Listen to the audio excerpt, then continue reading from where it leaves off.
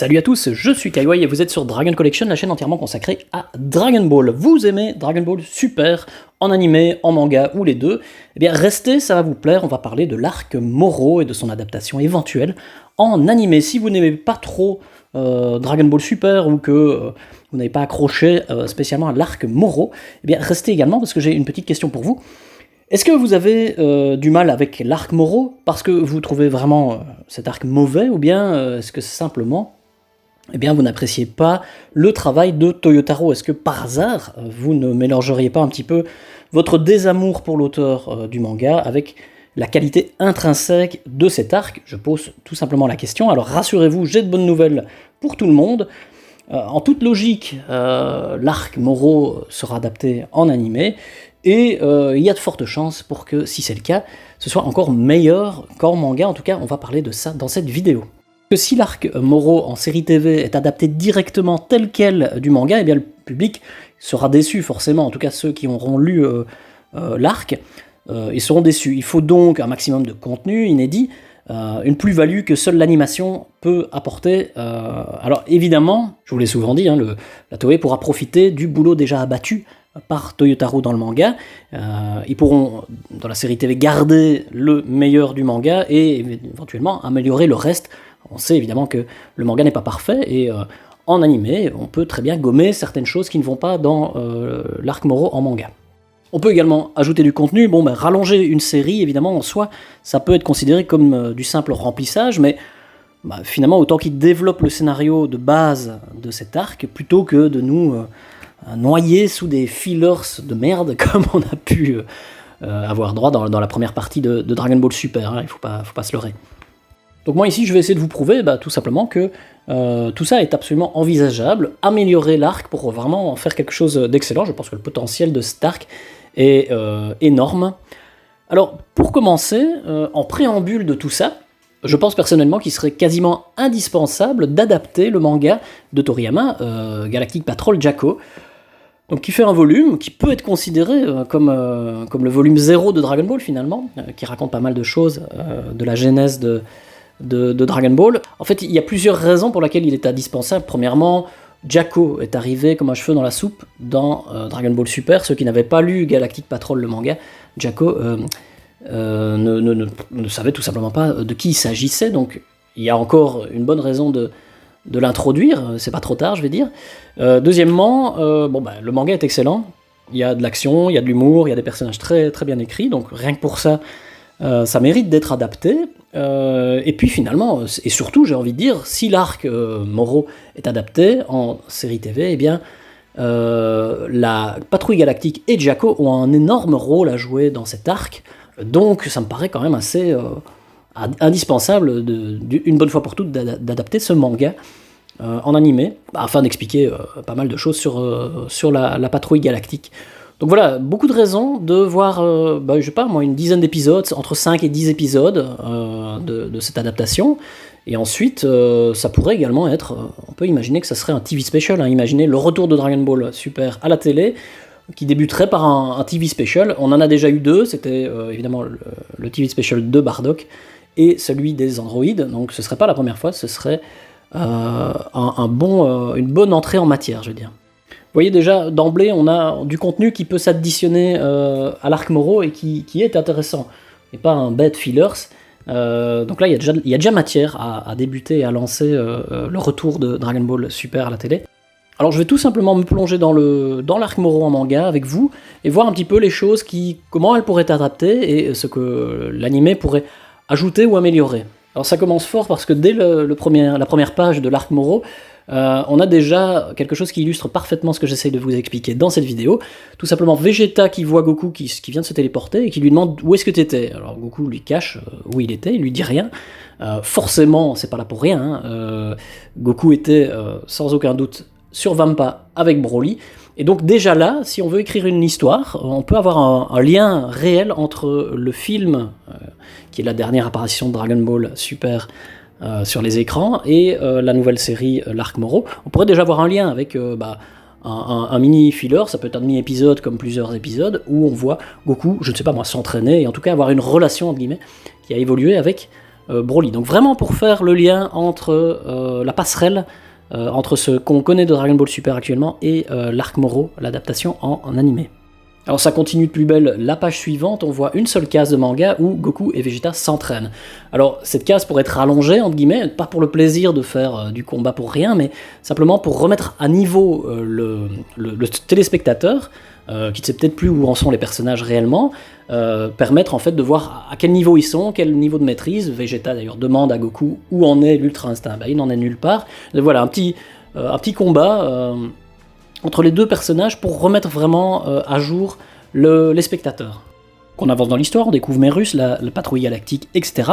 Gros flashback à un moment donné avec Moro contre le Daishinkan il y a 10 millions d'années, hein, donc ça dure quand même 15 pages, ça peut facilement faire un demi ou un épisode complet. Et puis on voit d'ailleurs l'ancienne police galactique, hein, il y a 15 millions d'années, il y a 10 millions d'années. Et puis ensuite, quelques pages plus loin, on a Merus qui fait un flashback, en tout cas qui parle de Majin Buu, qui a absorbé le Dai Kaioshin il y a 5 millions d'années. En une seule case, bon ça on l'a vu dans Dragon Ball Z, hein. On a vu ce combat à l'époque entre Majin Buu et les Kaioshin. Encore une fois, ça peut être remis au goût du jour pour rajouter quelques petites historiettes. Alors ensuite on a la partie face au frère Macareni, qui est aussi assez longue, hein. C'est quand même des scènes dans le manga qui sont assez longues, où Merus d'ailleurs entre en scène, et où Vegeta remarque qu'il y a quelque chose de particulier avec Merus, hein. Vegeta qui est quand même le personnage qui tilte sur tout ce qui se passe, alors que Goku pas du tout. C'est un peu une faiblesse du manga, j'en ai souvent parlé, c'est que Goku n'est pas très attentif à tout ce qui se passe autour de lui, contrairement à Vegeta. Donc là, encore une fois, ça peut être amélioré dans l'écriture du personnage de Goku, peut être amélioré dans l'anime sans problème. Il suffit que les scénaristes de la Toei soient inspirés et remarquent que le Goku de Toyotaro n'est pas le meilleur Goku de l'univers. Ensuite, on a la partie avec Goku qui découvre Moro. D'ailleurs, c'était assez prenant dans le manga. Il est sous le choc d'ailleurs. Alors jusqu'ici, l'arc est d'ailleurs très bien construit, hein. Ça va vraiment crescendo. Dans l'anime, on peut avoir cette ambiance pesante qui monte petit à petit. On découvre pas mal de choses, hein.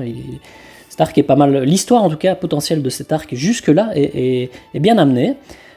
Alors là, il y a quelque chose que l'anime peut amener, en tout cas peut un peu explorer, c'est l'évasion de Moro avec Cranberry. On ne la voit pas, elle est évoquée dans le manga. Elle peut rester évoquée, mais on pourrait voir effectivement son évasion de la prison, leur évasion. Cranberry, qui d'ailleurs a un chapitre, si vous vous souvenez bien, il y a un chapitre spécial que Toyotaro a écrit en deux pages, où on voit en fait comment Cranberry, qui est Cranberry, tout simplement. Donc là, il y a vraiment un demi-épisode à faire sur le personnage. C'est important d'assister sur le background. Il existe, Toyotaro l'a écrit, donc pourquoi pas l'adapter également en série TV animée. Donc voilà, Cranberry qui s'est fait tabasser par Zarbon sur Namek, puis il s'est enfui, il a survécu en tout cas à ça, il s'est enfui, il est tombé sur Jaco par malchance et il s'est fait emprisonner. Voilà comment il s'est retrouvé dans la prison de la patrouille galactique. Tout ça est intéressant parce que il y a à la fois Zarbon, on peut le revoir à l'écran, on peut revoir Jaco dans une autre situation qu'on ne connaissait pas avant. Bon voilà. Ça, c'est des petites choses qui peuvent gonfler l'intérêt de la série et amener quelque chose que le manga avait évoqué. Alors, après toute cette intro de tous les nouveaux personnages, les nouveaux concepts, les nouvelles histoires, les backgrounds, etc., eh bien, les choses sérieuses commencent réellement. On a Goku et Vegeta qui se rendent sur Namek, et Moro arrive plus ou moins en même temps. Et il y a ce fameux combat Vegeta contre Moro qui est particulièrement spectaculaire. Il est vraiment taillé pour être animé, ce combat. D'ailleurs, je m'étais vraiment fait la réflexion en voyant ça en manga. Je trouvais que Toyotaro avait déjà fait une espèce de travail préparatoire de storyboard. On peut penser ce qu'on veut de Toyotaro. Il découpe peut-être un peu trop ces scènes de combat, hein. Il y a un peu trop de cases, c'est souvent une critique qui revient. Effectivement, il découpe un peu trop l'action, ça ralentit le rythme, mais du coup, les animateurs de la Toei, ça va pouvoir les aider quand même énormément parce que les scènes sont un peu plus découpées, donc ils savent exactement comment le combat se déroule. Et ce combat en particulier contre Vegeta est très spectaculaire. Moro utilise ses pouvoirs magiques en utilisant la puissance et la force vitale de la planète Namek. Et franchement, les effets en animation, si les moyens sont... imaginez les mêmes moyens qui ont été mis en œuvre pour les derniers épisodes de Dragon Ball Super, face à Jiren, etc., Ultra Instinct, vous connaissez, eh bien, franchement, ce combat en particulier peut être vraiment très spectaculaire, très impressionnant. Et ça peut vraiment devenir une pierre angulaire de la première partie de cet arc. Alors malheureusement, Goku et Vegeta se font casser la tronche, ils sont recueillis, entre guillemets, par des Namek, et c'est là qu'il y a la première ellipse. Il y a plusieurs ellipses, vous allez voir dans le manga. Elles sont assez importantes parce que ces ellipses, c'est quoi une ellipse? C'est on passe quelques heures, quelques jours, quelques semaines sans rien montrer dans le manga. Et ces ellipses peuvent être remplies en animation par quelque chose, par des fillers entre guillemets, mais qui peuvent être intéressants, qui peuvent amener quelque chose, parce qu'on sait qu'il se passe des choses, mais on ne les voit pas dans le manga. Donc pendant cette première ellipse, eh bien, Goku et Vegeta dorment 3 jours. Pendant ce temps-là, Moro attaque des villages et récupère les Dragon Ball. On ne le voit pas, mais on pourrait en animation en voir un peu plus. Alors pendant ce temps-là, Beerus se fait chier. Beerus est introduit quand même dans le manga, on a vaguement l'impression qu'il n'en a rien à cirer, qu'il ne va pas interagir. On découvre également Whis. Voilà, les personnages font maintenant partie de l'histoire. Moro, pendant ce temps-là, donc terrasse des Namek. Il y a de la violence pour la première fois quasiment dans Dragon Ball Super. Il y a vraiment Moro, tout simplement, il a son special move, c'est quand même de trouer le torse des gens avec son bras entier. Il le fait 3 fois, je crois, dans le manga. Donc voilà, si c'est réellement adapté et si vraiment on a un public de Dragon Ball Super un peu plus âgé qui est visé, eh bien on risque d'avoir quand même quelques gouttes de sang et quelques scènes qui pourraient être censurées dans le Club Dorothée. Voilà. Alors il y a ensuite l'histoire du sauveur de Namek, qui est très rapide, mais qui pourrait également être montré en amont, voir les Namek qui discutent entre eux et qui disent voilà, on n'a plus qu'une chance, c'est de prendre un de nos guerriers les plus puissants, et puis il va fusionner avec tous les Namek qui passent sur son chemin, et ils vont créer un vrai sauveur. Voilà, tout ça peut être un petit peu agencé.